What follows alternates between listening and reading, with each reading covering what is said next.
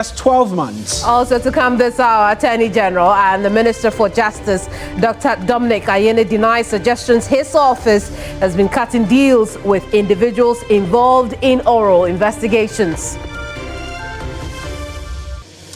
We'll also analyze the recent data on the 2025 West African Senior School Certificate exams results, which highlights persistent underperformance in maths and integrated science.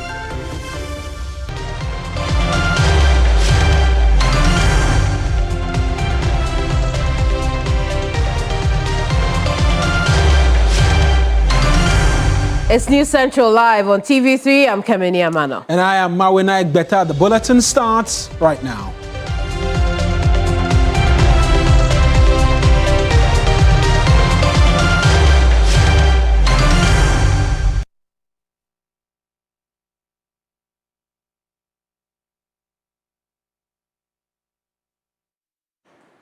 Now, the Amasaman High Court has today reviewed downwards the 15-year sentence slapped on controversial evangelist Patricia Siedua, known as Nana Agradaa, to 12 months. Agradaa was in July slapped with a 15-year sentence in prison with hard labor after a circuit court found her guilty of defrauding by false pretense. But in a review of her sentence, the Amasaman Court while upholding the conviction, reduced the length of time to be spent in prison from 15 years to 12 months. According to the court, although the offense she committed warranted punishment, the severity of the initial sentence was disproportionate, hence the decision to review downwards.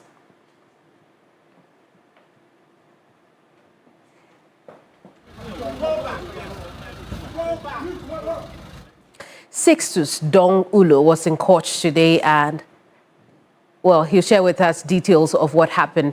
Sixtus, talk to us about, happenings from when this started to where we are today. Okay, so that would take me back to last year. You'll recall that this story broke in somewhere middle of 2025. But the sentence actually was pronounced in July 2025, and this was exactly 3rd July. And there were 2 charges that were brought against the self-styled evangelist. The first one was defrauding by false pretense, and the second one was charlatanic advertisements. Now, if you go into our criminal offenses laws, specifically Act 29, you would find these 2 specific ones defined, described, and the sentences given. Now, in the initial judgment that was given, or sentence that was given, the judge seemed to have taken the middle ground. The law says if you are convicted of defrauding by false pretenses, the judge can choose either to give you the minimum sentence, which is 10 years, or the maximum sentence, which is 20 years. But in this particular case, the sentence that was dished out was 15 years, well, with hard labor. We have to add that part to it. Right. So what is probably causing a lot of people, or this discussion, would be how we would go outside of the brackets between the 10 years and the 20 years to come down to 1 year. So hang on. It means that the decision today is alien to the system.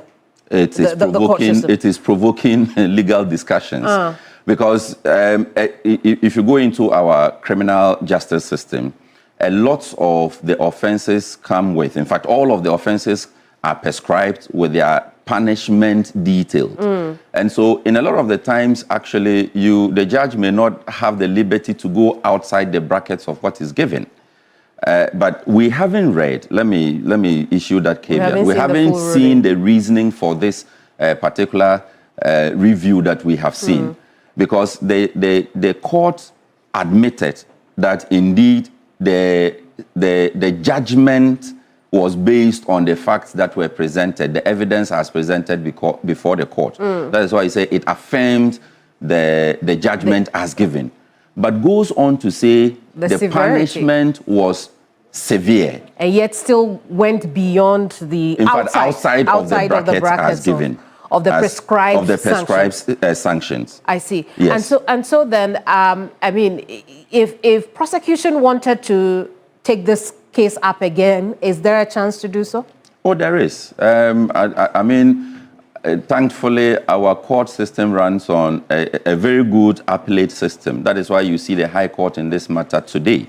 If the state believes that the High Court erred in this particular matter, it can decide to take it up. Because you would recall that the Agradaa case caused a lot of public uproar. And if you go into the charge of defrauding by false pretense, there are certain elements that you have to look at. That Sixtus comes to Kemini, tells Kemini that I can give me your 1 cedi, I can give you 100 cedis out of that 1 cedi for you, or multiply your 1 cedi into 100 cedis for you. You believe me and my statement and my ability, and then you give me the 1 cedi. Now, whether I have the power to do that, it's what is called into question. And if the stories or the testimonies were anything to go by, we know that Agradaa was not able to go by the advertisement that he made, and which is what actually brought up the second charge, which was a charlatanic advertisement. This is also in our law books. If you go to section 137, it's also there. So now that the sentence has been reduced, right? What does it mean for the time spent in jail already? It's factored into the sentence. Okay. So the judge actually said it starts from the 3rd of July last year. So it means that counting 12 calendar months, by July of this year, the evangelist would have been out so of his are we going to go by the calendar month, or we'll go by the prison month? The calendar month. The calendar month. Yes. So by July next year. July this year, she'll be out. Yes. She'll be a free woman. If you go next year, she'll come for you. Well, thank you so much for talking to us. Pleasure. Sixtus Don Ulo is my colleague here at TV3. We'll stay on this subject because Lord Edwasare sat through proceedings in court today. He'll tell us a bit more about reactions from court. Excuse me, Lord, what can you tell us? Right, Kemini. So we recall that Agradaa has been appealing the entire conviction and sentence that was given to her by the Accra Circuit Court in July of last year. Now, fast forward today, the court affirmed the conviction, which really indicated that it was defrauded by false pretense, and then the charlatanic advertisements by the complainants were two.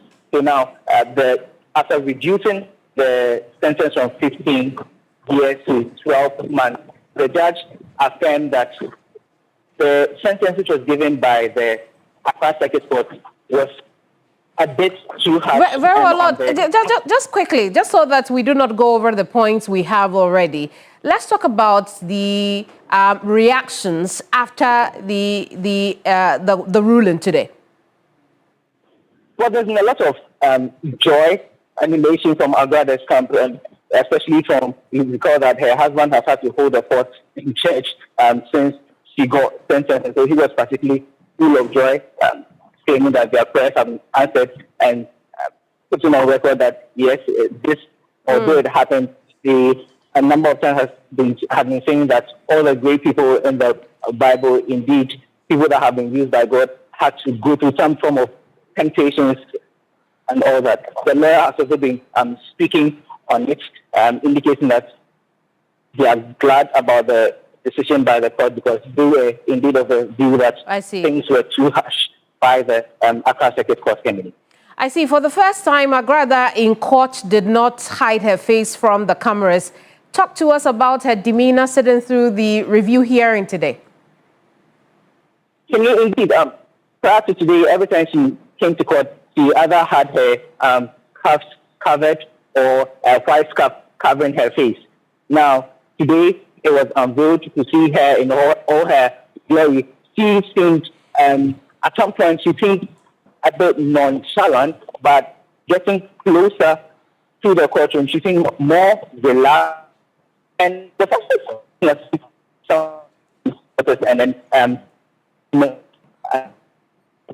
present in court, and then came the decision by the court, and then you could see the flurry of emotions from her to tell that there's a huge sigh of relief and satisfaction from the Agradaa Kenya. Very well, Lord, we'll end it here. Thank you so much for talking to us. Lord Edua Sare is our court correspondent. Earlier, or Sixtus Don Ulo, we looked at a bit of understanding on this latest ruling that the court has discharged as far as Agrada's case is concerned, Moina.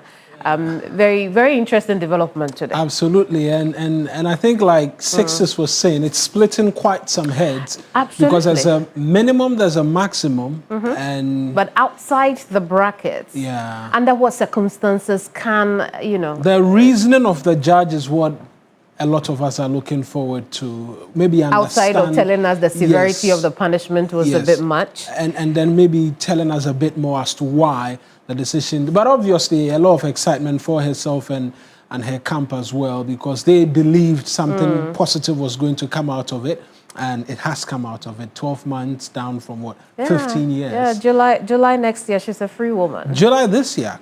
Why do I keep saying next year? July this year. I'm still thinking 2025. So July this year is only about, what, 6 months away? Yeah. Oh, I see.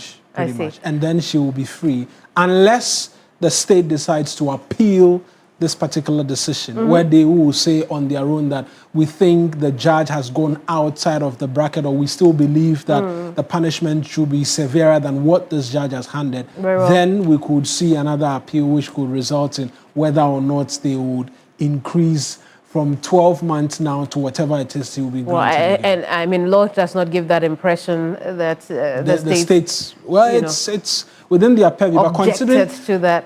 Exactly, but considering a lot of things that the state has to deal with and all of that, not many people are optimistic they will want to appeal this Expend resources on absolutely this one. Anyway, what's happening next? We're taking you to the Labour Relations Ministry right now, because we know that the Vice President is visiting some key ministries. We'll take you there shortly, but recent analysis of the 2025 West Africa Senior School Certificate exam result has highlighted ongoing challenges in core subjects, including mathematics, integrated science, and social studies. While some students saw marginal improvement, the overall performance patterns reveal systemic issues in instructional quality, examination preparedness, learning resources, and supervision across regions and school types. In response, education stakeholders are urging the Ministry of Education and the Ghana Education Service to implement a coordinated, evidence-based strategy to improve student outcomes ahead of this year's WASSCE. Key areas of such focus include ensuring full curriculum coverage, strengthening teacher capacity through targeted training, introducing remedial programs for high-risk subjects, and improving monitoring and accountability for school leaders and education authorities. Executive Director of the Institute for Education Studies, IFS, Dr. Peter Pate-Anti, emphasized that improving WASSCE performance is critical for national human capital development. He is called for transparent reporting, measurable benchmarks, and structured interventions. Let's go on to Zoom right now and engage Dr. Pate-Anti for this one. And Doc, I appreciate you joining us. I recall on the back of the results, we had a conversation where you taxed, if I can say tax, but there was some expectation from you as to what the Education Ministry should be doing. Months down the line, have we gotten the sense that they are looking in the direction which you pointed, reason for which we kind of vet results like we saw last year and this year? Good afternoon. I think that it is unfortunate that last year we all were not happy with the performance that our students had for WASSCE 2025. And when that issue came up, we all came out to suggest ways by which we'll be able to improve performance of the students going forward. It's been 3-4 months down the line, and very soon, 4 months' time, we are going to witness WASSCE 2026. We have not heard explicitly from the Ministry of Education or the Ghana Education Service what measures they have put in place to ensure that we don't have a repetition of the SARS story of 2025. And that is why we are bringing up and being proactive with this, because we don't want to wait for another disaster to happen, to have the worst performance over in recent times, and then we will come out and then we discuss it and then we let it go. There are thousands of students now on the streets thinking about how they are going to go ahead with their academic life because they couldn't pass core maths, they couldn't pass social studies, or the other core subjects, or sometimes even in their individual elective subjects. And as a country, we should not sit back and wait for another thousands of students to fail for us to now begin a discussion as to how we are dealing with WASSCE issues. And that is why, as an education think tank, we are thinking that the Ministry of Education should be forthright with us, come out forcefully to let us know what they have put in place since the release of WASSCE 2025 and what they are doing towards the commencement of WASSCE 2026, right, to ensure that at least we don't have a repetition of the SARS story of 2025. And from our perspective and from where we are sitting and the interactions that we have had, there seems to be nothing that is going on policy-wise from the Ministry of Education or the Ghana Education Service to ensure that there is improving performance, to ensure that schools that had resources are given adequate resources, to ensure that preparation towards WASSCE 2026 is tight. And if we are not careful, we will have a repetition of what happened in 2025. And I think that it is important all stakeholders are interested pre-WASSCE than we coming out to always come and then lament after the harm has already been caused.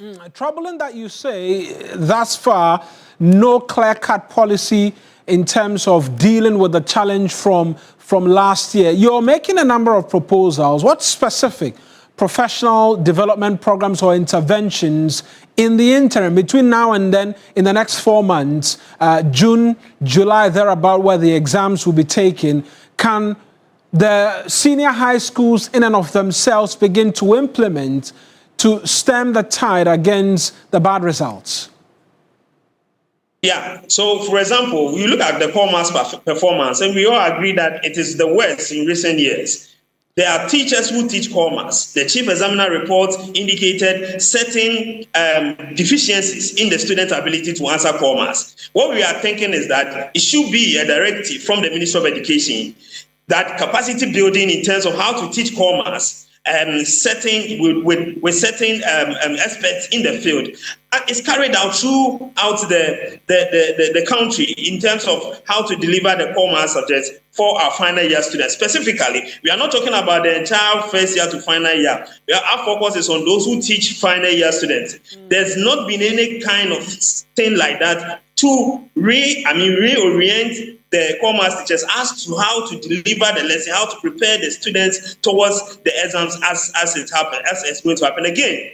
There are schools that perform badly in the WASSCE 2025. We are thinking that as a Ministry of Education that is in charge of policy or Ghana Education Service, we are thinking that there could be or there should be specific policy measures in terms of student preparation, in terms of the psychological preparation of the students and all that. We have not had any policy direction in that perspective from the Ministry of Education or the Ghana Education Service. What I can say is that individual heads within the schools have taken upon themselves to do one or two of these things. But we think that to ensure an improved performance across the country, there needs to be a coordinated and well thought through policy direction coming from the Ministry of Education. That's the ministry has failed to do. And we think that they should be accountable to us as the ministry in charge of education services. We don't want to wait till by the hard work of the teachers on the field and the students, if there is improved performance,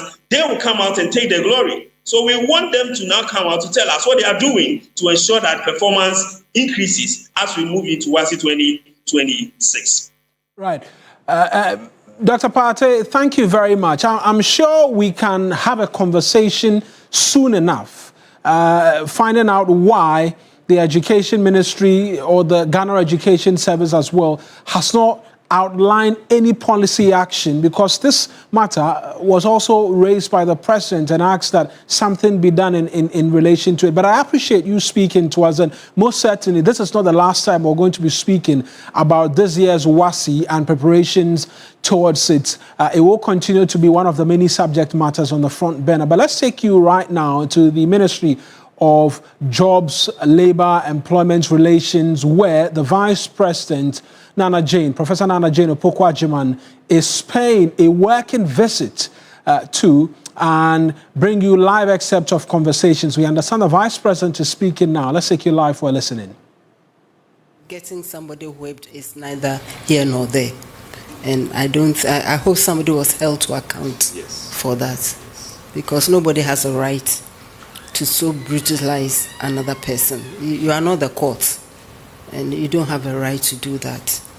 And simply, this sort of thing normally happens to people who are desperate for jobs, who don't have a voice, who don't have anyone to speak for them. Already they are desperate, so why subject them to such inhuman treatment? I take very, very strong exception to that.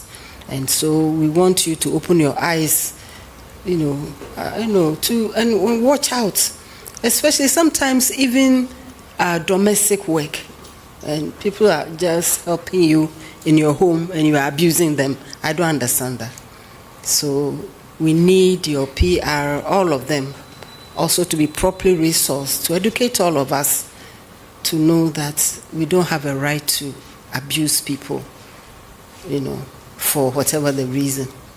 Okay, so to conclude, to thank you very much for your kind reception, to encourage you, even under very difficult circumstances, not to give up anyway, to confront the challenges. Sometimes it is in the process of confronting challenges and turning them into opportunities that the joy of work comes. So please, everybody, let's look up, let's be positive, and let's do the best we can and turn our country around. Thank you very much.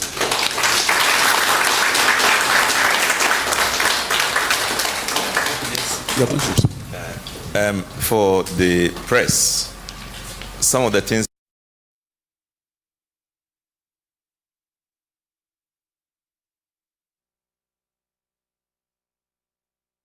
So that's the Vice President. She's currently at the Ministry of Employment, Labour Relations and Jobs, but she's been visiting a number of ministries today. One of such ministries is the Ministry of Justice and the Attorney General, who has been speaking in relation to deals being cut by his office in relation to the Operation Recover or Lose. Here's exactly what the Minister for Justice and Attorney General, Dr. Dominic Ayeni, has been saying about his outfit cutting deals.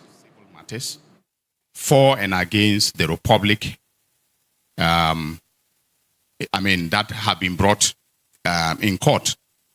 Then also we are vested with the authority to institute prosecutions on behalf and in the name of the Republic. So in terms of our civil mandate, that is the aspect relating to matters that are pending in court against the government, or where we are instituting cases against other persons on behalf of the government, we do all manner of things. The Civil Division provides advice to all MDAs in the country, ministries, departments, and agencies, including local government service agencies and the presidency. We also undertake arbitrations on behalf of the government. Currently, we have 10 international arbitrations that are pending. Mostly, I think all of them are against the government. And we inherited about 9 of them when we came into office. One was just filed last year against the government of Ghana by a company known as Blue Gold. And that is the only arbitration that has come. But the antecedents or actions that that triggered arbitration occurred before we assumed office. So we're not, we take responsibility technically, but we were not the ones who took the actions that triggered the arbitration. But we are handling it, as if we did, because we have a responsibility to the state as our only client to defend the interests of the state as much as possible. There are also a lot of land matters, especially land compensation. And Your Excellency, those are becoming a big headache for me as the Minister of Justice. In fact, there is, for want of a better word, a tsunami of land compensation cases that are hitting the courts against the Republic. And the figures are mind-blowing. Some as much as 500 million Ghana cedis, claims being made in respect of compensation. The claimants mostly will go and duster, documents from the archives and claim that the colonial government did not pay compensation for land, and then they will take the government to court. And for some reason, they keep winning all the way, to the Supreme Court. So it is something that is very worrying, because the last time we sat down and did a calculation, on the back of the envelope, we are looking at billions of Ghana cedis in land compensation claims. So it is something that we want to bring to the attention of government. I have directed the Solicitor General to put together a brief for the President on the land compensation tsunami that we are facing. We also are the ones who draft all the laws for the government. No law is passed in this country unless it comes to the Legislative Drafting Division of the Attorney General's Department. And Your Excellency, there's one thing that I want to underscore. This is a critical division of the department. But I'm afraid they are becoming extinct, more or less. Legislative drafting is a very arcane, very tedious endeavor. It's a skill. So if you take people like VRAC Crab, he was the luminary in that area, and he trained a lot of people. But today, the acting director, Salah Iliasu, and her team are, they are a very small group. So I'm looking for the opportunity to train more of them, because they are always, she told me the other day, I want to quote her, that we are overworked and underpaid. And I do understand, because there are just a few people who have to draft all the laws that you see being discussed in Parliament, all the bills, all the legislative instruments have to come to them. And they work, they are always the last people to leave this department with me in the evening.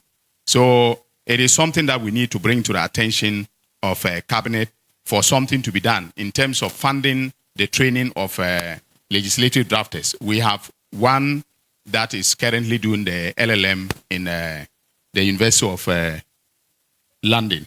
And we are hoping that he will return and that no one will poach him from us. So basically, in the civil division, these are the things that we do for the government of the Republic of Ghana. Now, the prosecutorial mandate is also a very important mandate, because it's a mandate that allows us to hold people accountable for crimes that they commit. And we undertake all manner of prosecutions. What you see in the media are the prosecutions that have a political element. But we undertake prosecutions in respect of murder, manslaughter, armed robbery, rape, defilement. And if the DPP were to give you the data on some of these, especially matters relating to murder, you would be amazed. So we do all of this, quietly on behalf of the Republic, but it is usually the political ones that get, notice in the media. And in respect of all of this, Your Excellency, I just noticed from a report made by the DPP that we are doing plea bargains, plea deals, in respect of some of the offenses where people plead. So for instance, yesterday, I read the DPP's memo where someone who committed murder wanted to plead guilty to manslaughter and get a reduced sentence so that we don't have to go through the full trial. So we are examining that to be able to say whether in the circumstances we will accept the plea deal so that they don't waste the time of the court and waste the time of the prosecution. But Your Excellency, I'm saying this because when it comes to oral, and that is the next thing that I want to talk about. When it comes to oral, there are issues being raised about the fact that, or accusations being raised about the fact that we are cutting deals in the oral cases.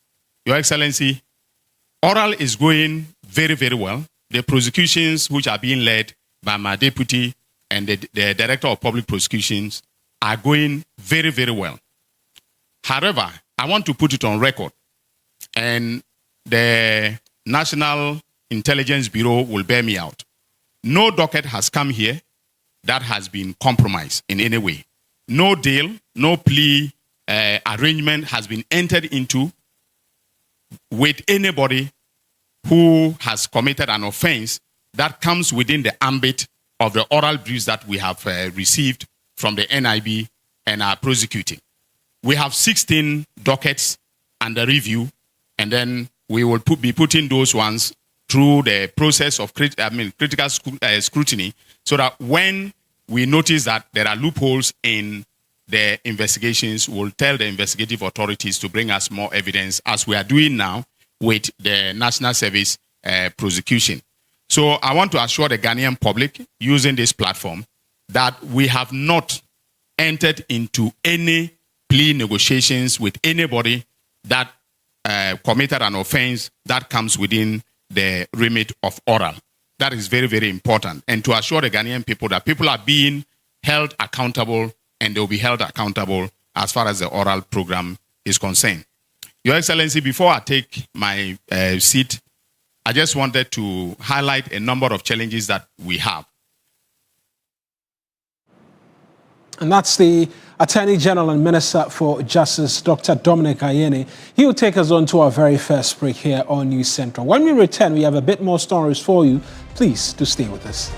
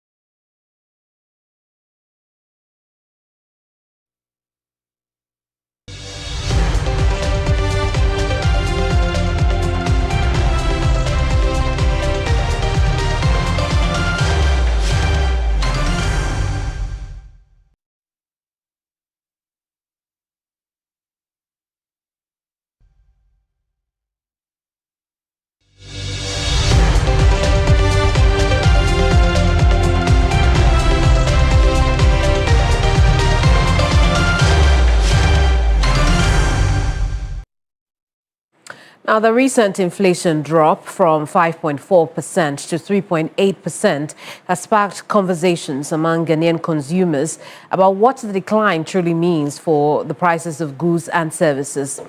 Noura Mohammed has been engaging shoppers and traders at the Makola market and brings us this report.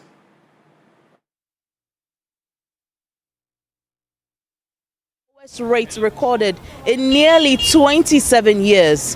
While some economists are criticizing this sharp decline, some people have expressed excitement and are applauding the government for this milestone.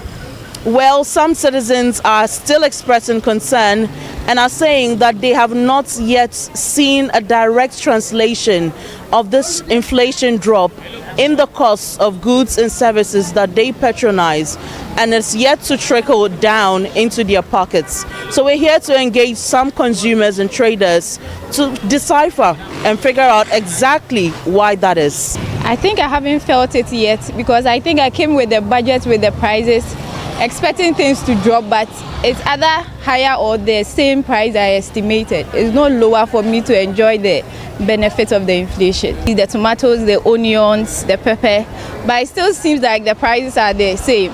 Compared to December, I was expecting, oh, we are done with Christmas, things should settle down, but things are still not settling down. I don't know if there are committees set up to manage prices of system, to go around to see if sellers are doing that, because we feel it should be going down, but sellers are not treating the consumables the way we want it to be treated. You see, now the system is hard, and majority of people are not, they are in the market, but they don't have money. Now the Pampers is 75 cedi, if you reduce it. At first it was 80 cedis, but now it's 75. The store people, they don't reduce it. If you go to Okanshi, they don't reduce it. They've increased the price. Today when you go, it's come down. Tomorrow when you go, it's go up. Every day they've increased the thing. They said they've reduced it. Only rice and oil that they've reduced. All the things they have not reduced it. They say nyamanu ebimu wo a ewo fom ebimu so wo a still omunti so ti say tomatoes say ewo fom obia bisa otumi tobi ebedu time bi so ebetumi akọ 50 million 60 million 70 million enu de na ya shaking kakra nti say na krom eye nyama no say na ya titi so dollar ni so aba from eye. So far I still haven't seen any reduction in the market because the things that I used to buy are the same prices I'm buying now. And if I ask the sellers, they tell me they purchase their goods then, so they can't reduce the items. So they finish clearing or finish selling before they can also, as the new goods come in, before they can also reduce. But actually we are not feeling it, okay? Things still remains where they are. Just recently, I think I was told things have been reduced, fuel prices and everything has been reduced. We beg them. We want to fill the money in our pockets and not that we'll just be hearing yes say. Some experts say a reduction in the inflation rate does not necessarily mean a reduction in the general cost of goods and services. Well, the average Ghanaian consumer can only hope for stability in our economy as well as the cost of the items they purchase with this new inflation rate as compared to the previous years. I am Noura Mohammed reporting for TV3 News. Makola, Accra.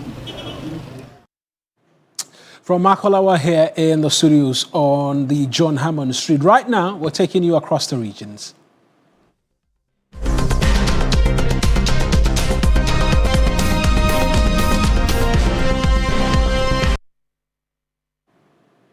This afternoon, we're headed to the Ketu South Municipality for the latest update on the Phase 2 of the Blekusu Sea Defence project. President John Mahama in July of 2025 cut short for the commencement of work on the project, which is expected to fully protect communities along the coastline suffering devastating tidal wave destructions. My colleague Faisal Abdul Idris, who's a part of the tour by the Volta Regional MPs to the site this week, joins us with a bit more in terms of updates on the progress of work. Faisal is joining us via the phones, I believe. Faisal, barely 6 months since the president cut short for the project. What can you report? Mauna, so somewhere last week, the Ministry for Western Housing, during their ministerial briefing, indicated that 25% of work has been done on the phase 2 of the Blekusu Sea Defence project since sod was cut. You recall that on the 19th of July last year, the president did the sod cutting, and a few weeks after, work actually began on it. This week, as part of the Volta Caucus MP's tour of the Volta region, they visited almost every ongoing government project, including the project site for the Sea Defence project. We observed the steady progress in work. More than 6 groins have been built already. Several borders have been mounted along the stretch. Most importantly, somewhere last year, I reported on how the sea was almost destroying the Amutinu Basic School.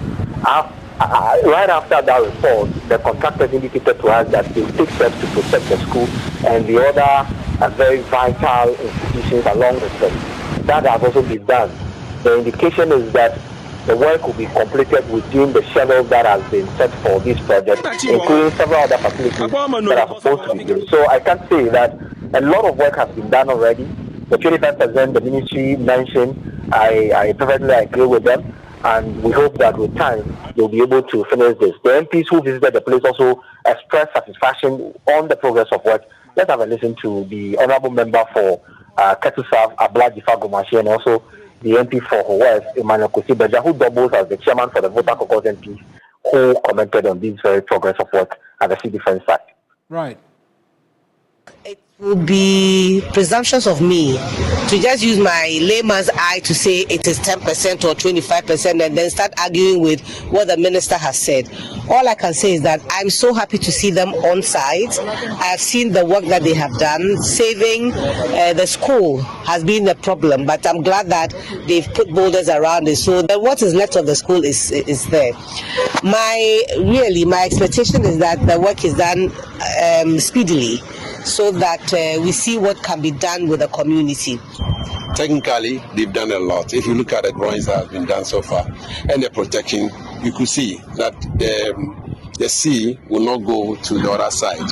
I am really, you realize I wasn't talking because 5 years ago when we came, there were houses here, but now you don't even find anything. I remember some time ago we came in a classroom there. People were living in that classroom because their houses were washed away. Today, you see that we are reclaiming the land. And so I'm grateful to His Excellency the President. My sister, who has been crying all the time, the question she asked in Parliament has been her sea defense.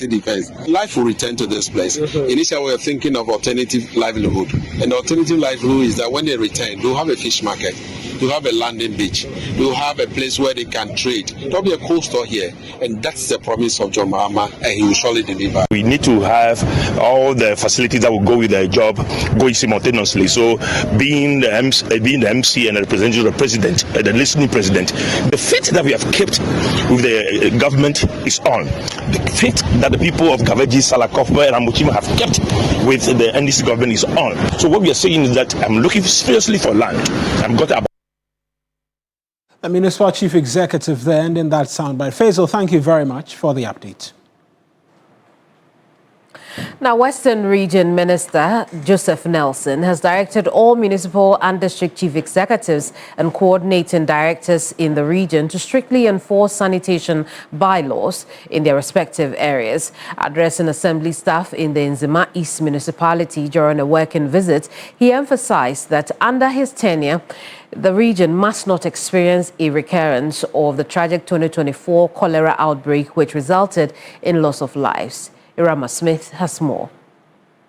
Following a cholera outbreak in December 2024 that claimed 16 lives and affected over 1,700 people in the Western region, the regional minister, Joseph Nelson, has called for a strict enforcement of sanitation bylaws across all municipal and district assemblies in the region. At a working visit to the Nzema East municipality, he stated his administration's priority to prevent another such outbreak in the region. Let me caution that 2024 we had incidents of cholera under my watch. I don't want to hear anything about cholera outbreak when we have such situations, we have to sit down and talk, because it will not be as if you didn't know. Cholera outbreak comes because we do not observe some sanitary practices, things that even we need to observe to ensure that places are clean and all of that. I don't want us to be recording any such incident over, the time that I sit in that office. Mr. Nelson also cautioned against the indiscriminate siting of structures and urged the assemblies to ensure all structures are situated in approved locations. Indiscriminate siting of structures. Today, as we're coming through from Hampton West or through, you see a wetland by the roadside that is being filled, and question is the assembly aware? If they are aware, why have they allowed it? We love beautiful things, all of us in this room. And so we need to ensure that once we have that responsibility to ensure that structures are sited in the right places, we must do. Meanwhile, the Nzima East Municipal Chief Executive Herbert Kwa Dixon says a severe shortage of office space and logistics are undermining effective service delivery in the municipality. Honorable Regional Minister, despite our collective efforts, the Assembly continues to face a number of challenges that affect optimal service delivery. These include inadequate office space and logistics for department and sub-zonal structures. Many departments operate in congested, poorly finished, or temporary offices that are not conducive for effective service delivery, leading to low productivity, lack of privacy, and difficulties in proper record keeping. These constraints collectively affect staff morale, slow down administrative process, and limit the Assembly's ability to.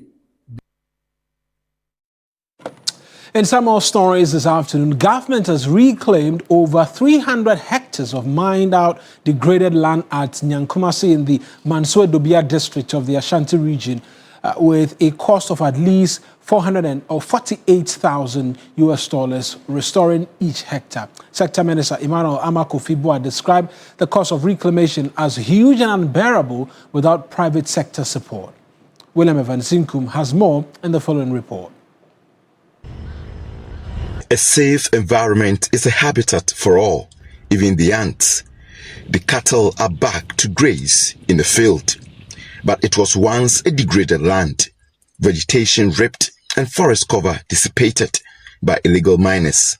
So not only did we do draining, we also did what we call amphibious dredging, where we had to bring special machines to take the water out, then introduce new type of soil to the land. Because if we were going to use the same land that we did a backfill on, it was never going to support it because the land itself was toxic, the turbidity level was higher, so we had no option but to bring in foreign land. That makes it very expensive.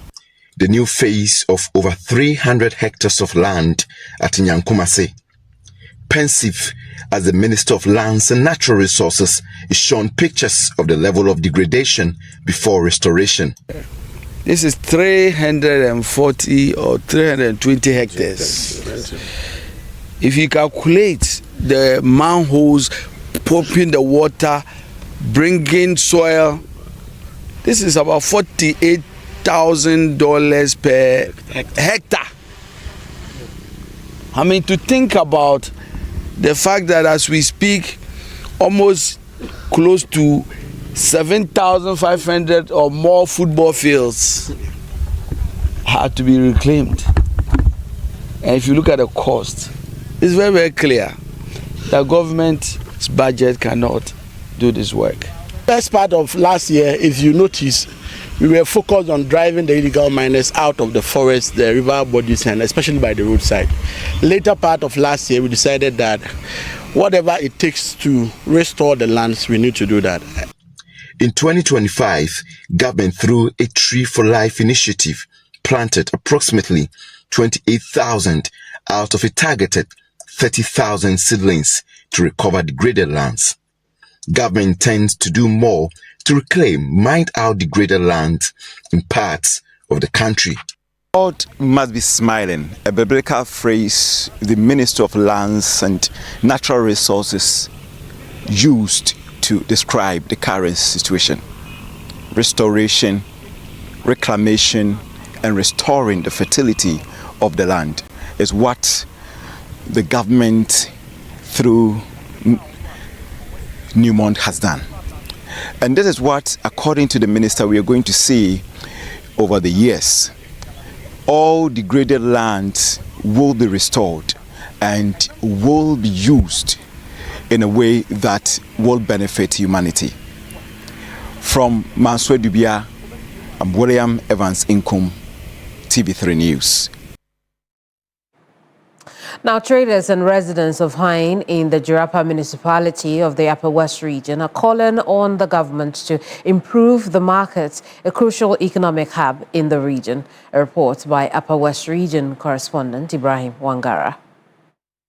The Hine Market project, initiated in the year 2000 as part of the Jubilee Market project under the former President John Agyekum Kufuor's administration, has remained unfinished for over 26 years, despite being a significant revenue source for Jirapa municipality.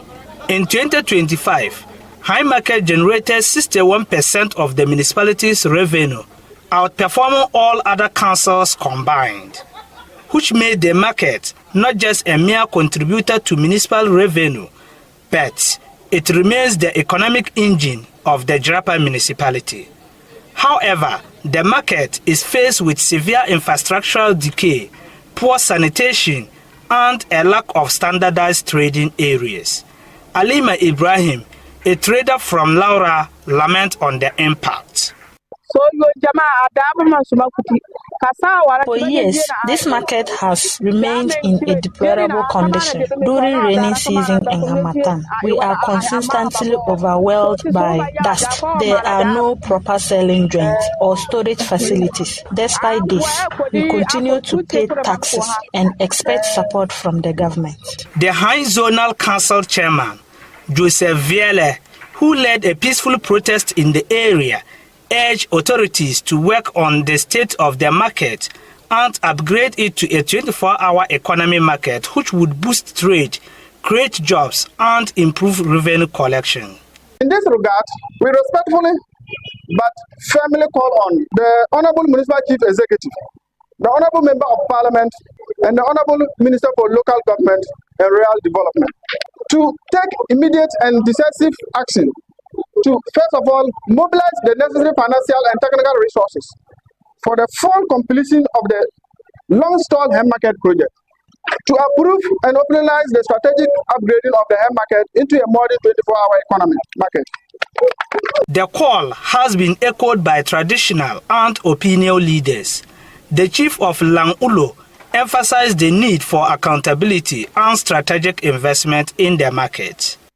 Market women and men of hand trades under the open sun and rain.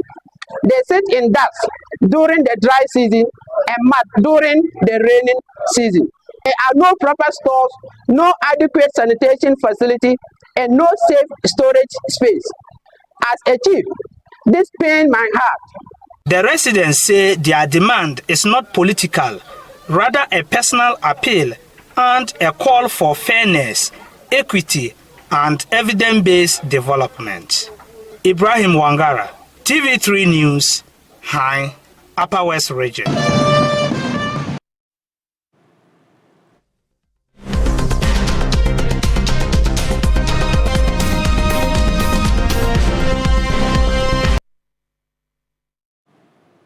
Let's take it to Parliament before we go, because the minority there is demanding the immediate payment of outstanding arrears owed cocoa farmers and a formal apology from the government. According to the minority, the government currently owes cocoa farmers close to 10 billion cedis, a situation they say is worsening the hardship faced by farmers across cocoa growing areas. Isaac Yaopoku has described the excuses by Cocoa Board as untenable. Farmers have tended their farms through harsh weather. They have spent huge resources to control pests and diseases. They have toiled to harvest their farms and sold it to the government in good faith. Yet, months later, they are still waiting for weeks on end to be paid. Is this the resetting which was promised the good people of Ghana, or the reversing of the cocoa industry? Farmers are asking. Ladies and gentlemen of the press, it is not only the poor farmer who is suffering. The failings of government and Cocoa Board are also hurting the cocoa buying companies, that is the LBCs, and transporters, especially the indigenous companies and local enterprises. By delaying in repayment of cocoa taken over from the LBCs, these business and investments are at risk. They have their working capitals locked up, their progress hindered, and financing confidence undermined. Contrary to what the NDC preached pre-election time to promote indigenous business and investments, they have rather reset to kill indigenous companies, businesses, and enterprises in the cocoa industry. We call on government and Cocoa Board to pay our cocoa farmers immediately for all cocoa beans sold and to be sold, to save the cocoa industry from slipping back to days of despondency and loss of interest.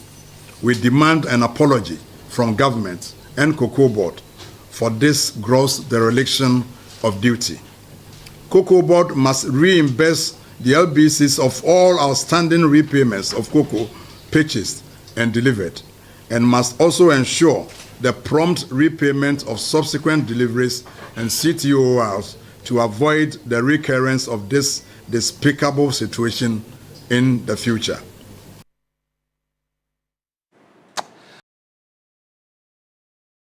Well, that's our bulletin for you. Most certainly, this Cocoa Board story is one that will be on the front burners for quite a while to come. But that's, like I said, a bulletin for you. I am Mawin Egbert. And I am Kemini Amano. We'll see you same time tomorrow. Bye-bye.